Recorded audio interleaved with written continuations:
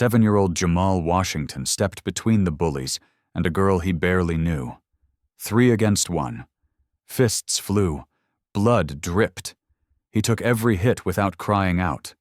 What Jamal didn't know, that little girl's father wore a patch most people feared. And when Marcus Carter got the call that someone had protected his daughter, Aaliyah, he made a single phone call. By dawn, 670 motorcycles would roll into that small town. The school principal's hands were shaking when he saw what was coming down Main Street. Before we dive into the story, make sure to subscribe to the channel and tell us in the comments where you're watching from. Your support means so much and helps us keep bringing you more amazing stories like this one. Jamal Washington wasn't the kind of kid who drew attention. At 7 years old, he was small for his age, the kind of boy who preferred sketching in his notebook during recess rather than joining the chaos of the playground. His 3rd-grade classroom was his sanctuary, a place where being quiet wasn't a weakness, but simply who he was. He had a gift for noticing things others missed, the way light caught the edge of a desk, the pattern of cracks in the ceiling tiles, the loneliness in someone's eyes. That's how he first noticed Aaliyah Carter. It was a Thursday afternoon when he saw her sitting alone at the far end of the cafeteria table, her lunch untouched, her gaze fixed on nothing in particular. The next day, the same thing. And the day after that, 3 days of isolation that most kids wouldn't have registered. But Jamal saw it. He recognized something in her solitude that mirrored his own, not the comfortable kind of being alone, but the heavy kind that pressed down on small shoulders.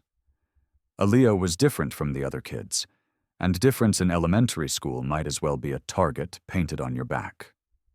Her jacket was worn leather, patches sewn on by hand. Her lunchbox had motorcycle decals. She didn't talk much, and when she did, there was a guardedness in her voice that suggested she'd learned early that words could be used against you. Jamal had no idea what he was about to walk into would change everything. The afternoon bell rang, releasing a flood of children onto the playground. Jamal gathered his things slowly, watching through the classroom window as Aaliyah made her way towards the swing sets at the far edge of the yard. She walked with her head down, hands tucked into her pockets, trying to be invisible, but 3 8th-graders had already spotted her. Ethan Brooks was the kind of bully who'd learned cruelty from watching the adults in his life wield power without consequence. He was 13, bigger than most kids his age, and he'd surrounded himself with 2 followers who laughed at his jokes and validated his worst instincts. They moved toward Aaliyah like predators who'd identified the weakest member of the herd. Jamal watched from 30 FT away as Ethan grabbed the sleeve of Aaliyah's jacket, jerking her backward. "Nice jacket, freak. Your weirdo biker dad give you that." The words carried across the playground, sharp and designed to wound. Aaliyah tried to pull away, but Ethan's grip tightened. His friends circled closer, blocking her escape routes, their laughter harsh and ugly. "I bet he's in a gang," one of them sneered, shoving Aaliyah's shoulder. She stumbled, catching herself against the swing set pole. "Does he beat people up? Is that what bikers do?" Another shove, harder this time. Aaliyah's eyes were wide now, scanning for a teacher, for help, for anyone. But the playground monitors were on the other side of the yard, breaking up a different conflict, oblivious to what was unfolding in the shadows of the swing sets. Jamal's hands were shaking. Every instinct told him to look away, to stay safe, to be invisible like he'd always been. But something stronger rose in his chest. A conviction that watching wrong happen and doing nothing made you part of the wrong. His feet moved before his mind fully decided, carrying him across those 30 ft of playground concrete toward 3 boys who outweighed him by 40 lb each. "Leave her alone." His voice came out smaller than he'd hoped, but it came out. That was something. Ethan turned, surprise flickering across his face before it twisted into something darker. A new target had just volunteered itself, and bullies never passed up an opportunity like that. If you've ever stood up for someone weaker, you understand what Jamal did. Comment, respect, if you believe in protecting others. What Jamal didn't know was that Aliyah's father was already on his way to the school. The school nurse's office smelled of antiseptic and institutional worry. Jamal sat on the examination table, his shirt stained with blood that had poured from his broken nose. The nurse worked quietly, her hands gentle, but her face tight with anger at what had been allowed to happen on school grounds. Broken nose, cracked rib, bruising that would turn his small torso into a canvas of purple and yellow for weeks to come. Each injury was catalogued, documented, evidence of a violence that should never have touched a 7-year-old body. Keisha Washington arrived 23 minutes after the call, her work apron still tied around her waist, flour dusting her forearms from the bakery where she'd been in the middle of her shift. She was a single mother who worked 2 jobs to keep their small apartment and food on the table, and the sight of her son's battered face shattered something fundamental in her. Her hands trembled as she reached for him, tears streaming down her cheeks as she took in the split lip, the swollen eye, the way he winced when she touched his side. "Baby, what happened? Who did this to you?" Her voice broke on the words, maternal anguish flooding every syllable. But Jamal, even through his pain, even with his body screaming from what he'd endured, looked up at his mother with eyes full of worry that wasn't for himself. "Is Aliyah okay, Mom? Did they hurt her? I tried to make sure she could run. Is she safe?" The nurse had to look away, overwhelmed by the selflessness of a child who'd taken a beating to protect someone else and couldn't stop thinking about whether he'd succeeded. Keisha pulled her son close as carefully as his injuries would allow and wept into his hair. This boy, her beautiful, gentle boy who drew pictures and read books and never raised his voice, had stepped between violence and another child. Pride and heartbreak warred in her chest, 2 emotions so intertwined she couldn't separate them. While Keisha held her son, a very different scene unfolded in Principal Harlan's office down the hall. The 3 bullies sat in chairs lined against the wall, Ethan Brooks in the center, his expression a careful mask of teenage indifference. Their parents had been called, and they'd arrived with the speed that money and influence provided. The Brooks walked in first. Mr. Brooks, in his tailored suit, still on the clock from his law firm downtown. Mrs. Brooks in tennis whites, inconvenienced by the interruption to her afternoon. The other parents followed, equally polished, equally prepared to protect their children from consequence. Principal Harlan, a man who'd spent 23 years in education and had learned when to fight and when to fold, began explaining the situation. 3 8th graders had attacked a 3rd grader. The injuries were severe. There would need to be consequences. But before he could finish, Mr. Brooks leaned forward, his voice carrying the practiced authority of someone who'd spent a career bending systems to his will. "Principal Harlan, let's be very clear about something. Boys will be boys. Playground scuffles happen. If you're suggesting my son should face suspension or any permanent mark on his record over a schoolyard disagreement, I should inform you that my firm has handled several cases against this school district. We'd hate to add another." The threat hung in the air, unsubtle and effective. The other parents nodded. A united front of wealth and connection, and the unshakable belief that their children's futures mattered more than justice.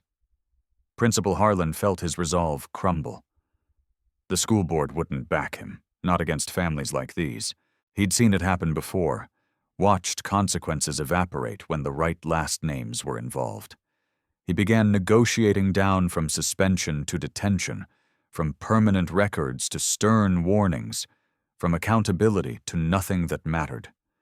The system was failing in real time, spineless and predictable.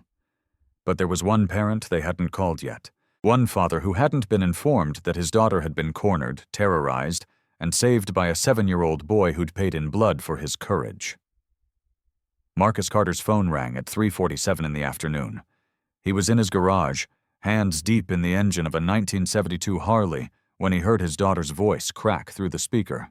Aaliyah was crying, the kind of sobbing that comes from fear finally released from a dam of emotions breaking all at once. "Daddy, a boy got hurt really bad because of me." Marcus's hands stilled on the engine. His voice, when he spoke, was calm in the way that dangerous men are calm when they're calculating their next move. "Tell me everything, Princess. Slow down. Tell me what happened." And Aaliyah did. She told him about the bullies, about being cornered, about Jamal Washington stepping between her and the violence, about how small he was, how brave, how he told her to run while he took hit after hit, about how the school nurse had called an ambulance, how Jamal's nose was broken, how he'd protected her with his own body, and about how the school was doing nothing, how the bullies' parents were in the principal's office right now making it all go away. Marcus listened to every word. He didn't interrupt, didn't rush her, just let his daughter tell him about the injustice she'd witnessed and the courage that had saved her. When she finished, when her voice had gone hoarse from crying, Marcus's response was measured and quiet. "I'll handle it, Princess. You did good telling me. Everything's going to be okay." He hung up and stood in his garage for a long moment, his jaw set, his mind already moving through what came next. That phone call would set in motion something this town had never experienced. Marcus Carter walked back into his garage and pulled out his phone. The contacts list read like a map of the southern seaboard. Names and numbers of men who'd ridden together, bled together, stood as brothers for decades. He started with his own chapter vice president, then moved outward like ripples in water. Atlanta first. "A kid protected my daughter and paid the price. The school won't do right. We will." The response was immediate. "How many do you need?" "All of them," Marcus said. "Every brother who can ride." Savannah was next, then Charleston, Birmingham, Nashville. Each call carried the same message, the same quiet fury, the same request. This wasn't about revenge. This was about showing a small town that when systems fail, when adults choose comfort over courage, when money silences justice, there are still people who remember what it means to stand up for those who can't stand up for themselves. The word spread through the brotherhood like wildfire through dry grass. Chapter calling chapter brothers, reaching out to brothers. The network activating with a speed that came from years of loyalty and shared purpose.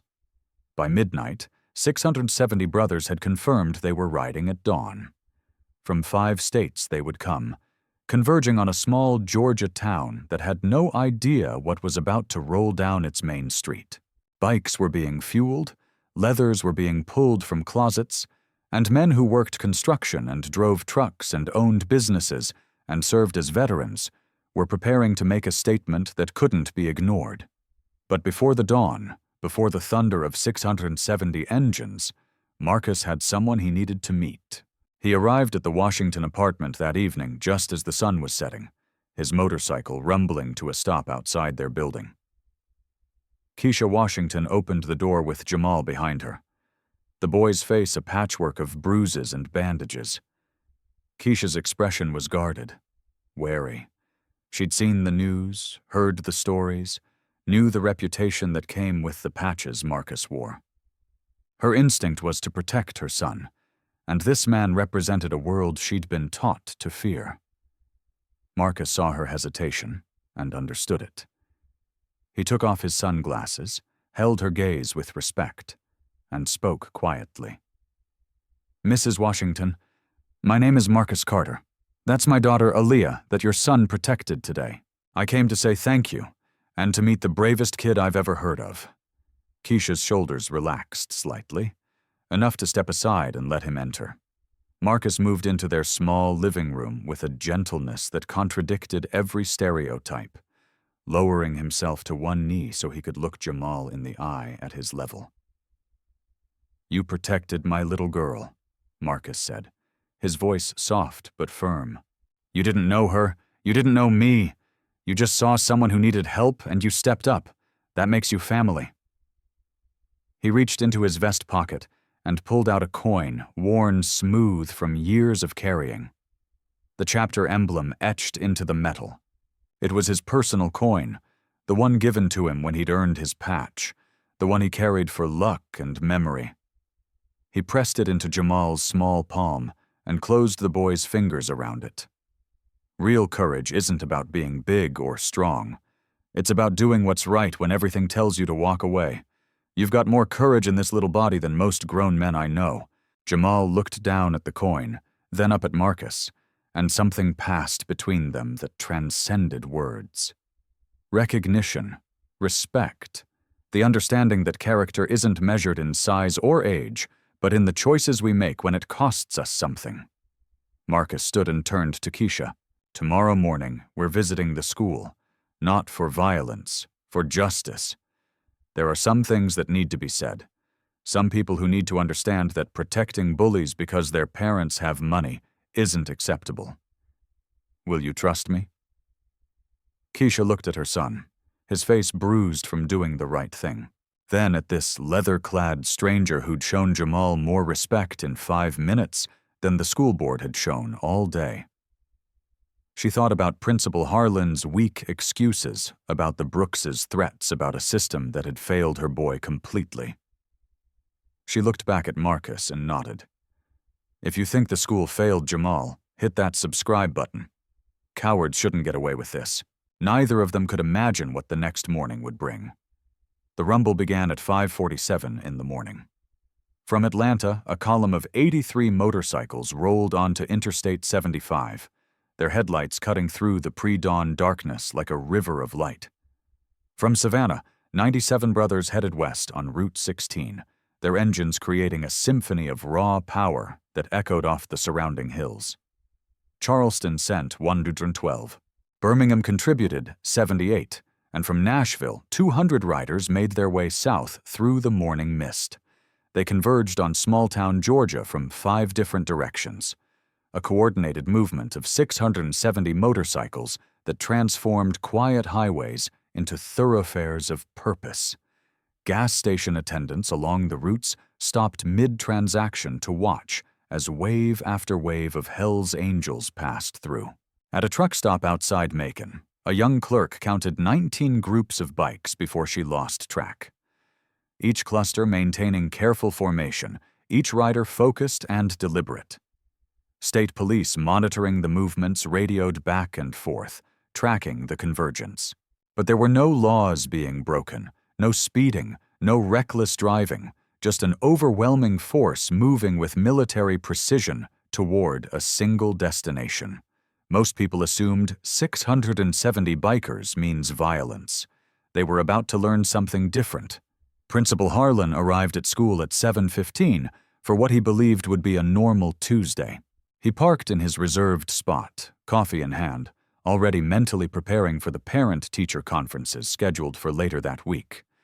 He was halfway to the entrance when he heard it, the distant growl of a motorcycle engine, then another, then 10 more. He turned toward the sound, his coffee cup frozen halfway to his lips, and watched as the first bikes appeared at the end of the street.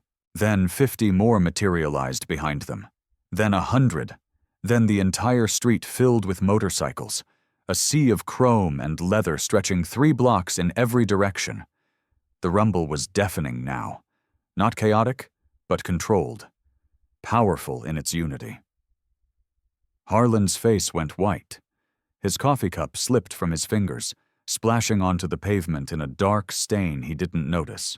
With shaking hands, he pulled out his phone and called the superintendent. "We have a situation," he said, his voice barely above a whisper. Then he called the police. "I need officers at the school now. There are hundreds of them." But the officers who arrived took one look at the scene and radioed back that there was no disturbance, no threat, no laws being violated, just presence. Overwhelming, undeniable presence. Marcus Carter dismounted from his bike at exactly 7:30. 670 brothers cut their engines in unison, and suddenly the morning was filled with an eerie silence, broken only by the tick of cooling metal. Marcus removed his helmet slowly, deliberately, and began walking toward the school entrance. Behind him stretched a formation that looked like something out of a dream or a nightmare, depending on which side of justice you stood on. Leather vests adorned with patches, American flags mounted on handlebars. Men of every age and background united by a code that valued loyalty, honor, and protection of the innocent above all else. The scene was surreal. No one was shouting. No one was threatening. There was no aggression in their postures, no violence in their eyes. Just an absolute, unshakable presence that communicated a simple message. We are here. We are watching. And things are about to change.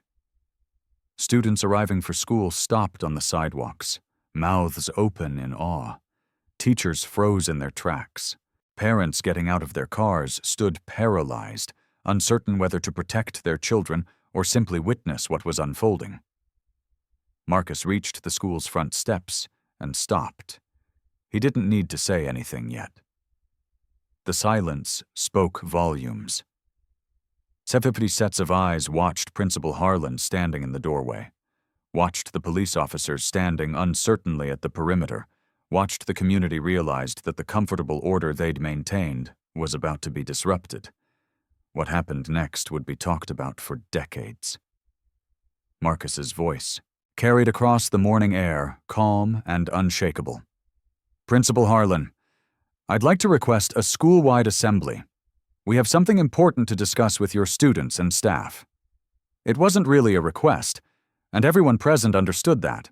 Harlan looked at the 670 men standing in perfect formation, looked at the police officers who'd made it clear they wouldn't intervene in a peaceful gathering, and realized he had no choice.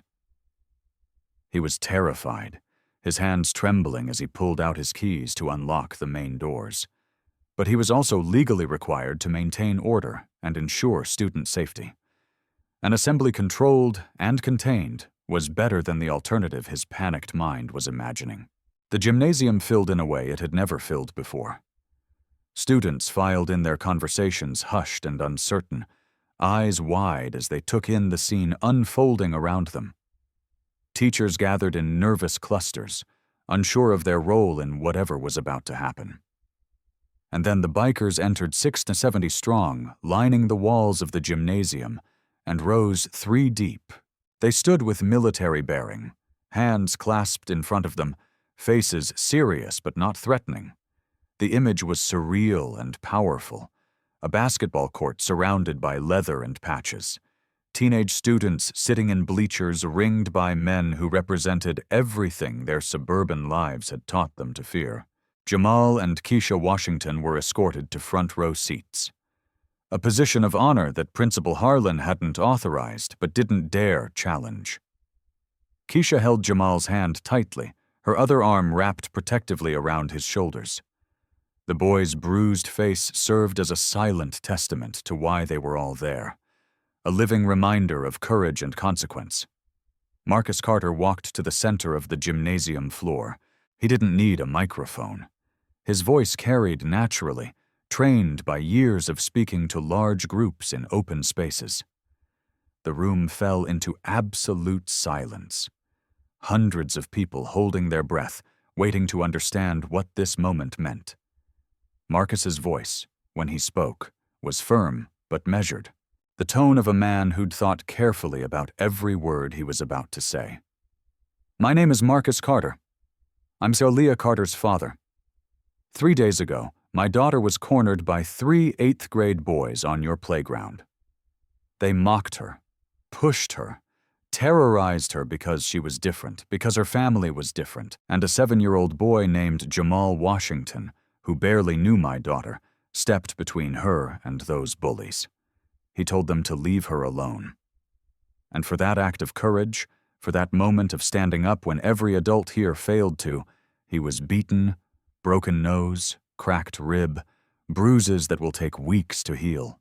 Marcus paused, letting the weight of those words settle over the assembly. Jamal showed more courage in that moment than the adults in charge of protecting him. He's 7 years old, and he understood something that apparently needed to be taught to the grown-ups in this building. You don't walk away when someone weaker needs protection. You don't stay silent when you see injustice. You stand up even when it costs you something. His gaze swept across the gymnasium, landing briefly on Principal Harlan, on the teachers who'd been inside while Jamal was bleeding outside, on the students who'd watched and done nothing. Yesterday, the parents of those 3 bullies came to this school. They threatened lawsuits. They invoked their connections and their wealth. They made it clear that their sons would face no real consequences for what they did. And this school, this institution that's supposed to teach children about right and wrong, folded it.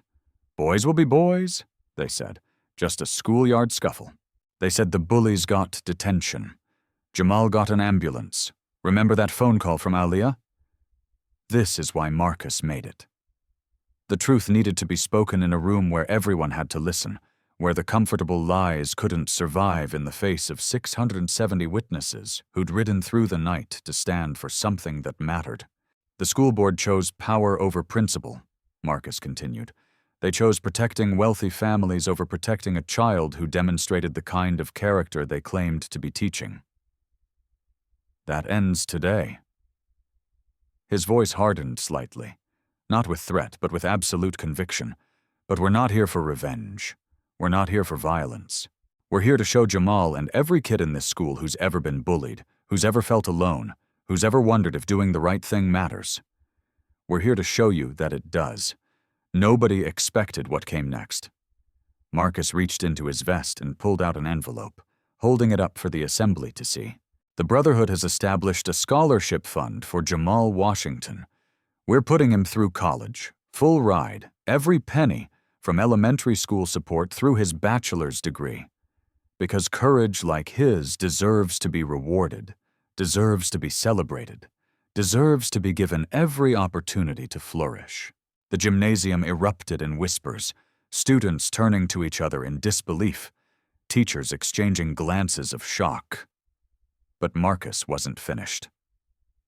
We're also donating $50,000 to this school's anti-bullying program. Another wave of murmurs rolled through the crowd, but Marcus's next words cut through them like a knife. With one condition, real consequences for bullies, regardless of how much money their parents have. Zero tolerance means zero tolerance. If you assault another student, you face suspension, expulsion if warranted, and legal consequences were appropriate. Your last name doesn't buy you immunity. Your father's law firm doesn't erase what you did. Actions have consequences, and it's time this school remembered that. If you believe actions should have consequences, comment justice. Bullies need to know the world is watching. Marcus's voice cut through the gymnasium one more time, and this time there was steel beneath the measured tone. Ethan Brooks, step forward and bring your 2 friends with you. The 3 8th graders who'd been sitting in the bleachers trying to disappear into the crowd felt 670 sets of eyes turn toward them simultaneously. The weight of that attention was crushing, inescapable. They stood on shaking legs and made their way down to the gymnasium floor, each step feeling like a walk through fire. They stood before Marcus, 3 boys who suddenly looked very small despite being 13 years old. Despite outweighing Jamal Washington by 40 dantawudum each, Marcus didn't raise his voice. He didn't need to. The silence in that gymnasium was absolute, every person present leaning forward to hear what would happen next. You hurt someone weaker because you could, Marcus said, his words direct and unadorned. You saw a little girl who was different, who couldn't fight back, and you decided to make her suffer for it. When a 7-year-old boy stepped up to protect her, you beat him bloody. That doesn't make you strong. That doesn't make you tough. That makes you a coward. The word hung in the air like an indictment. Ethan Brooks's face flushed red, but he couldn't look away from Marcus's steady gaze. We're a brotherhood because we protect the weak, Marcus continued. We stand up for people who can't stand up for themselves. We use whatever strength we have to make sure the vulnerable are safe. That's what real men do. That's what real strength looks like. What you did, that's what weakness looks like. That's what happens when you have power, but no character. The education was brutal in its simplicity. Each word stripping away the bravado and excuses these boys had wrapped themselves in. They stood there exposed and accountable in a way they'd never been before. And the discomfort radiating from them was palpable. For everyone watching, especially those who'd been bullied themselves, there was a deep satisfaction in seeing the tables turned in watching power used not for cruelty, but for justice.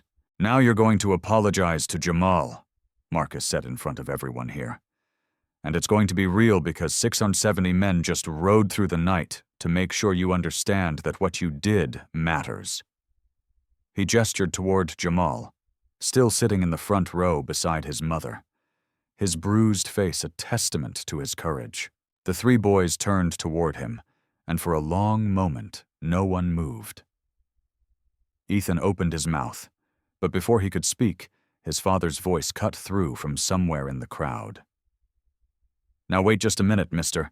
Brooks was pushing his way forward, his lawyer instincts kicking in, ready to protect his son from this public humiliation. But he stopped mid-sentence when 670 bikers shifted their attention to him. There were no words, no threats, just a collective look that communicated everything that needed to be said. Mr. Brooks's face went pale, and he took a step backward, then another, melting back into the crowd in silence. Ethan turned back to Jamal, and this time when he spoke, the words came from a place of genuine fear that had cracked open something resembling remorse. "Jamal, I'm sorry. What I did was wrong. You were trying to help Aaliyah, and I hurt you. For it. I'm sorry." His voice shook, and tears were forming in his eyes. Fear has a way of teaching respect when nothing else will. And in that moment, standing before a child he'd brutalized, and 670 men who'd made it clear that such behavior would never go unanswered again, Ethan Brooks understood consequences for perhaps the first time in his privileged life. The other two boys followed, their apologies equally shaken, equally genuine. Jamal nodded slowly, accepting their words with a dignity that belied his 7 years. There was catharsis in the moment, a sense of justice being served not through violence, but through accountability, through the simple but powerful act of making wrongdoers face what they'd done in front of a community that refused to look away. But Marcus wasn't done yet. He turned his full attention to the three boys, his voice dropping lower, more personal. "You have two choices from this moment forward. You can learn from this. You can become better.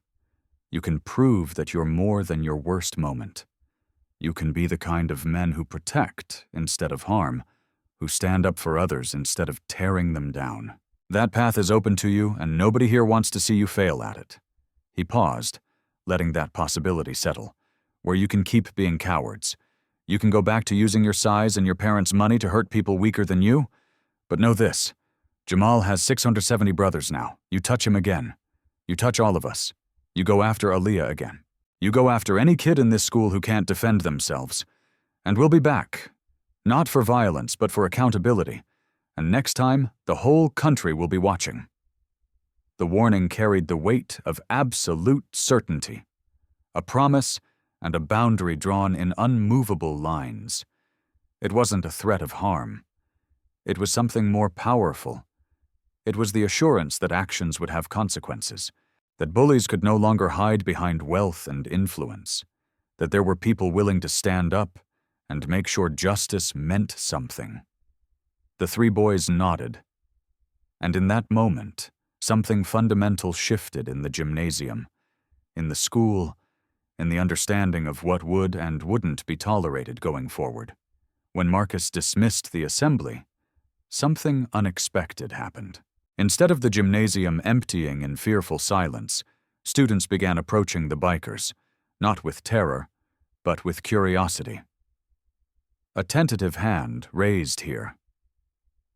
A quiet question asked there, And suddenly the walls that separated leather-clad brotherhood from suburban childhood began to dissolve.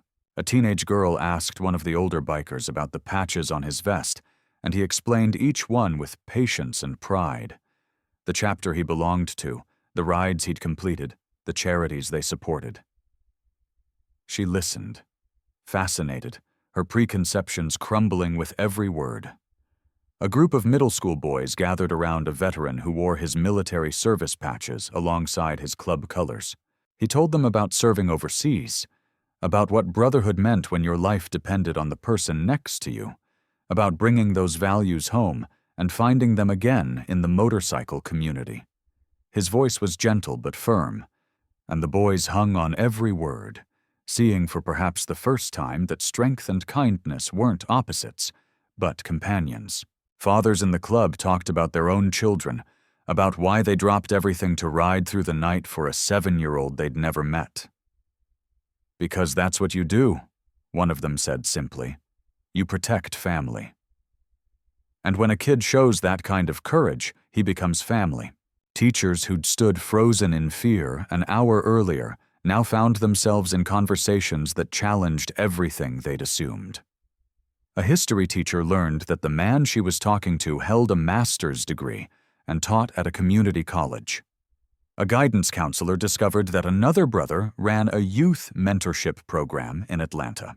The stereotypes that had filled the gymnasium when those 670 bikes first arrived were crumbling in real time, replaced by something more complex and human. The understanding that people couldn't be reduced to their appearance, that brotherhood meant something deeper than danger, that the patches and leather represented a code of honor that many had forgotten existed. Aaliyah Carter stood beside her father, watching the transformation with wide eyes. Jamal Washington, still hurting but no longer alone, found himself surrounded by bikers who wanted to shake his hand to tell him he'd done good, to make sure he understood that his courage mattered. The gymnasium had become something entirely different from what it had been an hour before. Not a place of confrontation, but of connection. Not a battlefield, but a bridge between worlds that had never tried to understand each other. Outside the school, local news vans began arriving. Cameras rolled as reporters tried to make sense of what they were witnessing. They'd expected a story about intimidation, about a biker gang descending on a school in force. What they found instead was harder to categorize and far more compelling. By evening, the story had gone regional. Georgia news stations leading with footage of Jamal Washington surrounded by protective brothers, of Marcus Carter explaining the scholarship fund, of a community being forced to confront its failure to protect a child. By the next day, it had gone national. Major networks picked it up, and the narrative that emerged wasn't what anyone had anticipated. The headlines didn't read, "Biker gang invades school." They read, "Community stands up for bullied child." They read, "670 Hells Angels ride to honor 7-year-old hero." They read, "When systems fail, brotherhood steps in." The story captured something people were hungry for, proof that ordinary acts of courage still mattered, that there were still people willing to stand up when institutions failed, that justice didn't always come from the top down, but sometimes rolled in on 670 motorcycles from 5 different states. The power of so many showing up for one small boy resonated across the country, sparking conversations about bullying, about accountability, about what it really means to protect the vulnerable. But the real change was just beginning. The school board convened an emergency meeting 72 hours after 670 motorcycles rolled away from their campus. The national attention had transformed a local incident into a PR nightmare that couldn't be managed away with carefully worded statements and quiet settlements. Parents were calling. The superintendent's office was flooded with emails. News crews were still camped outside the school gates. Something had to change, and it had to change visibly. New anti-bullying policies were drafted and approved within a week. Mandatory teacher training was scheduled. Not the perfunctory workshops they'd done before, but comprehensive programs about recognizing abuse, intervening effectively, and creating cultures of accountability. The zero-tolerance policy was rewritten with teeth in it. Explicit language that consequences would apply to all students, regardless of family status, wealth, or connections. No more boys will be boys. No more looking the other way because a parent threatened legal action. Principal Harlan, who'd spent 23 years in education but had failed the most basic test of protecting a child, was quietly reassigned to an administrative position where he'd never oversee students again. The changes were systematic, documented, and irreversible, carved into policy by the glare of national scrutiny and the knowledge that 670 witnesses were watching to see if words became actions. When Jamal Washington returned to school 2 weeks after the assembly, something fundamental had shifted in him. The bruises were fading, yellow now instead of purple. But the real change wasn't physical. He walked differently, not with arrogance, but with a quiet confidence that came from being seen, from being valued, from understanding that his courage had mattered. He no longer kept his eyes down in the hallways. He no longer tried to make himself invisible. Aaliyah Carter became his best friend. Their bond forged in that moment on the playground when he'd chosen to stand between her and harm. They ate lunch together, worked on art projects side by side, and became inseparable in the way that shared trauma and mutual protection creates unbreakable connections. Other kids noticed the ones who'd been bullied, who'd eaten alone, who'd learned to stay quiet and hope the predators picked someone else. They found their voices. A 5th grader reported harassment that had been going on for months. A 6th grader spoke up when he saw a smaller kid being cornered. The culture shifted because Jamal had shown them what was possible, and because the school, under the weight of national attention and a $50,000 donation with strings attached, actually started enforcing consequences. Remember that shy artist from the beginning? Watch what courage unlocked. Not just in him, but in every child who'd been waiting for permission to believe that standing up mattered. Ethan Brooks's transformation began quietly, almost invisibly. His parents were humiliated by the national attention.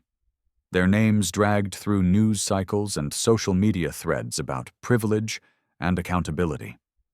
They threatened lawsuits, then withdrew them when their lawyers explained that suing over being held accountable for assault wasn't the victory they imagined.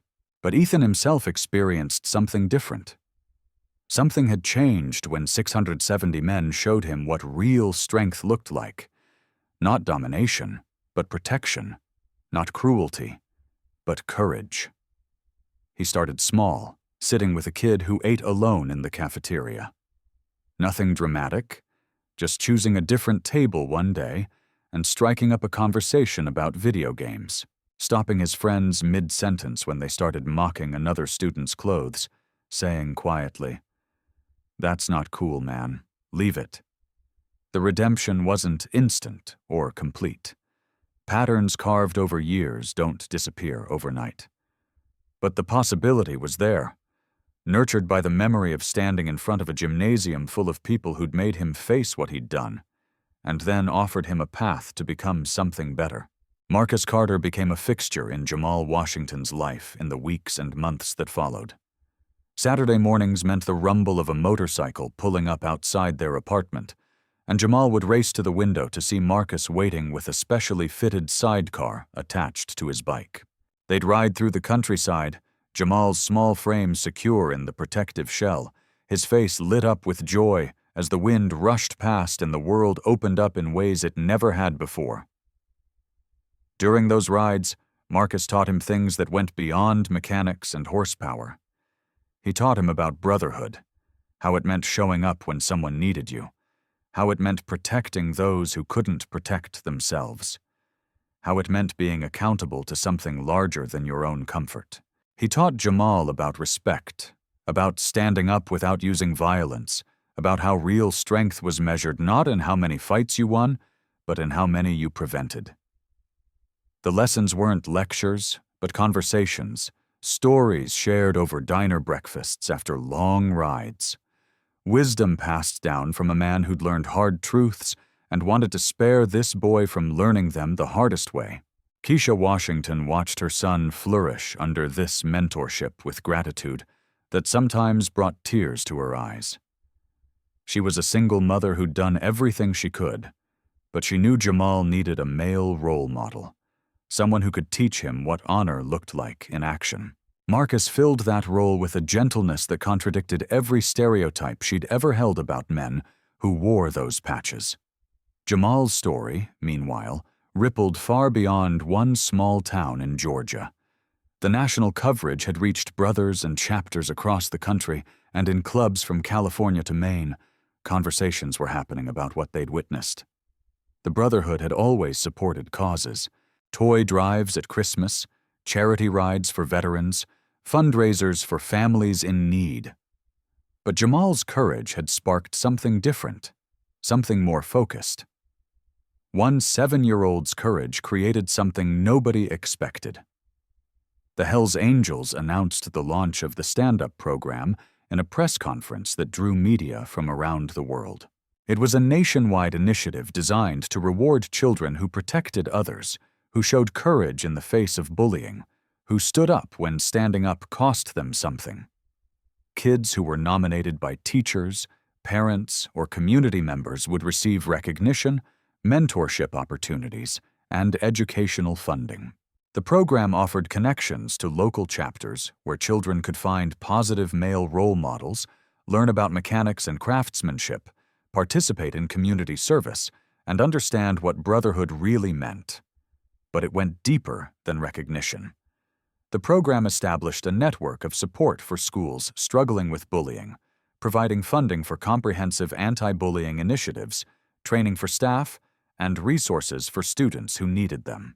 Jamal's beating, that moment of violence on a playground that could have been just another statistic in a country plagued by childhood cruelty, became a catalyst for helping thousands of children. His pain was transformed into purpose. His courage multiplied across communities that needed exactly the message his story carried. That one person standing up could change everything. That adults had a responsibility to protect the vulnerable. That justice mattered even when it was inconvenient for powerful people. If you believe one person can make a difference, share this video. Jamal's story needs to reach every kid who feels alone. 6 months after 670 motorcycles first rolled into town, they came back. But this time, everything was different. The club organized an appreciation ride with Jamal and Keisha Washington as guests of honor, a celebration of courage and the changes that had rippled outward from one small boy's decision to stand between cruelty and innocence. The morning began at the town square where the bikes assembled in formation. Chrome gleaming in the sunlight, engines rumbling in that familiar thunder that had once signaled confrontation, but now promised something entirely different. Jamal sat in the sidecar beside Marcus's bike, his face beaming with excitement rather than fear. Keisha rode behind another club member, her arms wrapped around his waist, trusting these men who'd become family in the strangest and most beautiful way. When the procession began moving through town, something remarkable happened. People lined the streets, not hiding behind locked doors as they had that first morning, but standing on sidewalks and waving, cheering, holding signs that read, "Thank you, and we stand with Jamal, and real courage lives here." Children sat on their parents' shoulders to get a better view. Store owners stood in their doorways applauding. The same community that had feared the patches 6 months ago now understood what they represented. Protection, honor, accountability, and a refusal to let the vulnerable suffer in silence. The town had been transformed not just by policy changes in the school board meetings, but by a fundamental shift in understanding about what strength really meant and who deserved their respect.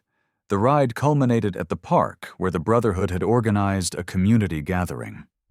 Families spread blankets on the grass. Food trucks lined the perimeter.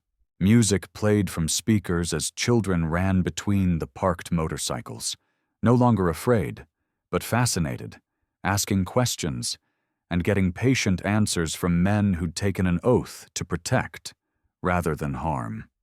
It felt like a festival, a celebration of healing and hope, and the power of showing up when it mattered most. Marcus called Jamal to the center of the gathering, and the crowd fell silent from a bag he'd carried with him. Marcus pulled out a vest, small, sized perfectly for a 7-year-old, black leather worn soft with care. It wasn't a club patch, not the kind earned through years of riding and proving yourself to brothers, but it was something more meaningful in its own way. Across the back, embroidered in silver thread, were the words, "Protected by 670 brothers." Marcus knelt down to Jamal's level, his weathered hands gentle as he held the vest open. "You showed us courage first, kid," he said, his voice thick with emotion that he didn't try to hide. "You didn't know who Aliyah's dad was. You didn't know anyone was coming to back you up. You just saw someone who needed protection, and you stood up. That's the purest kind of bravery there is. This vest means your family. It means 670 brothers have your back, always." Jamal slipped his arms through the vest, and Marcus adjusted it carefully, making sure it fit just right.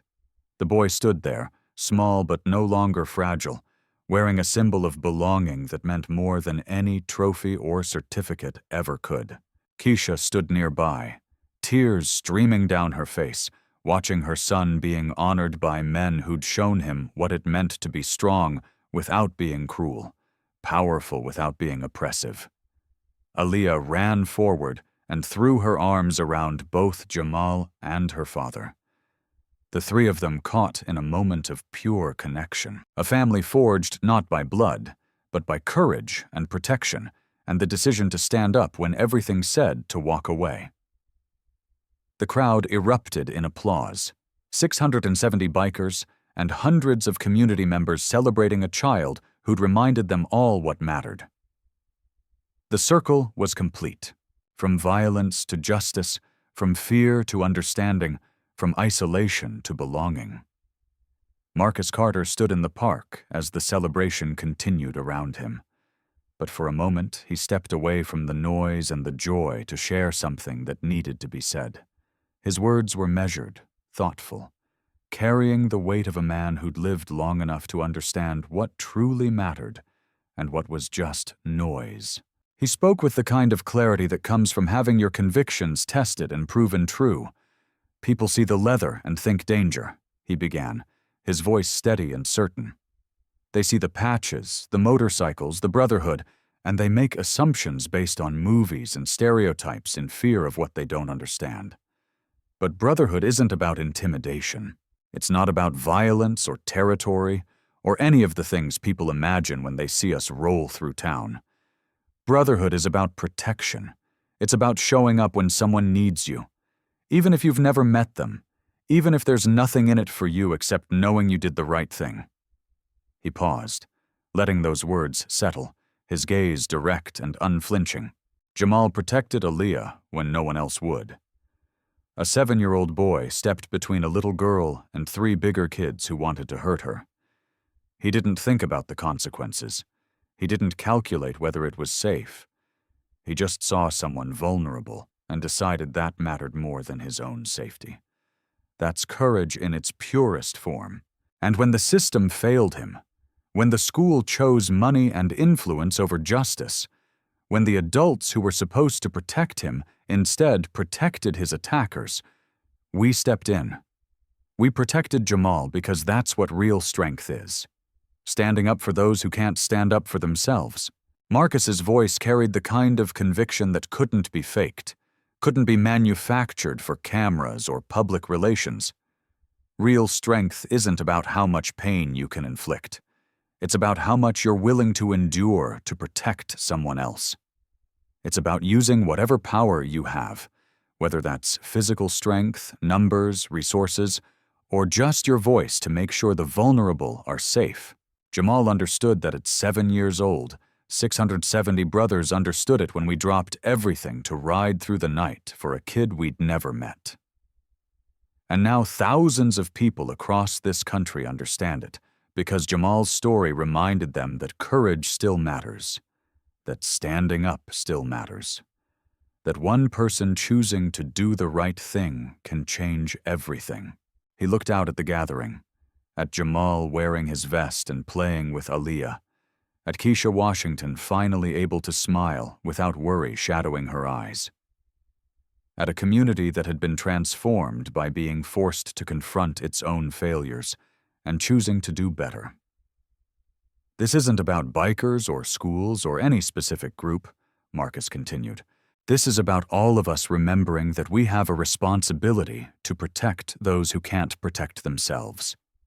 Children, the elderly, anyone who's vulnerable and alone and facing something bigger than they can handle. That's what brotherhood means. That's what community means. And that's what Jamal taught us all. His final words were simple, but carried the weight of everything that had happened, everything that had changed, everything that would continue to ripple outward from that moment on a playground when a small boy decided that doing right mattered more than staying safe. People see the leather and think danger. But when you really look, when you get past the surface and understand what we stand for, you see something different. You see men who remember what it means to protect. You see brothers who won't let courage go unrewarded or injustice go unchallenged. And you see a promise that as long as we're around, kids like Jamal will never stand alone. Closing and final CTA 58, Col 060, Col 00. So where are they now? Jamal Washington is 13 years old, thriving in middle school where he's known not as the kid who got beaten, but as the kid who stood up. He's an honor student with a particular talent for art. His sketches now filling notebooks with images of motorcycles and brotherhood and moments of courage he's witnessed or imagined. He's still best friends with Aaliyah Carter, their bond unbreakable after all these years. Two kids who understand what it means to protect each other, no matter the cost.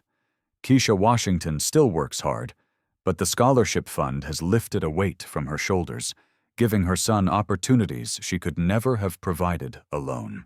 And she watches him grow with pride that sometimes overwhelms her. Ethan Brooks, now 19, volunteers with the stand-up program, mentoring younger kids who remind him of who he used to be. Angry, privileged, using power without understanding responsibility. He talks to them about the day 670 bikers showed him what real strength looked like, about standing in front of a gymnasium full of people who'd held him accountable when no one else would. He's studying social work at community college, trying to become the kind of person who prevents the harm he once caused. Redemption is a long road, but he's walking it. The school's bullying incidents have dropped 78% in the 6 years since that morning when motorcycles filled the streets. The policies implemented under national scrutiny have teeth. And more importantly, the culture changed. Kids learned that standing up mattered, that adults would actually protect them, that courage was rewarded rather than punished. And across the nation, the Brotherhood Stand-Up program has helped 2,400 children. Kids who protected others, who showed courage when it cost them something, who needed to know that their actions mattered and that someone was watching, someone cared, someone would stand with them. Jamal stood up when it mattered. 670 brothers stood up for him. Now, it's your turn. If you believe in protecting those who can't protect themselves, subscribe to this channel.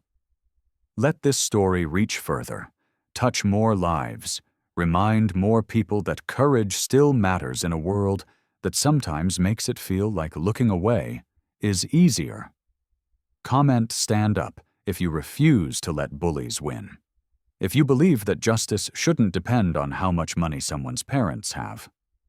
If you think that one person standing between cruelty and innocence can change everything. Your comment isn't just words on a screen. It's a statement, a moral stance, a declaration that you're on the side of the vulnerable, and you won't stay silent. Share this story with someone who needs to know they're not alone. Maybe it's a kid who feels invisible in their school cafeteria. Maybe it's a parent struggling to protect their child from a system that keeps failing them. Maybe it's someone who's forgotten that courage still exists, that brotherhood still means something, that standing up when everything tells you to walk away is the truest measure of character. Because that's what Jamal taught us. Courage doesn't wear a patch. It doesn't ride a motorcycle, or carry a title, or need permission from anyone. Courage lives in the heart of a 7-year-old boy who saw someone in danger and decided that mattered more than his own safety. It lives in 670 men who dropped everything to show that childhood courage would not go unanswered. And it lives in you if you choose to stand up when your moment comes, because it will come. And when it does, remember Jamal Washington. Remember what happened when one small boy refused to walk away, and know that you don't have to face it alone. Stand up. The world is watching, and so are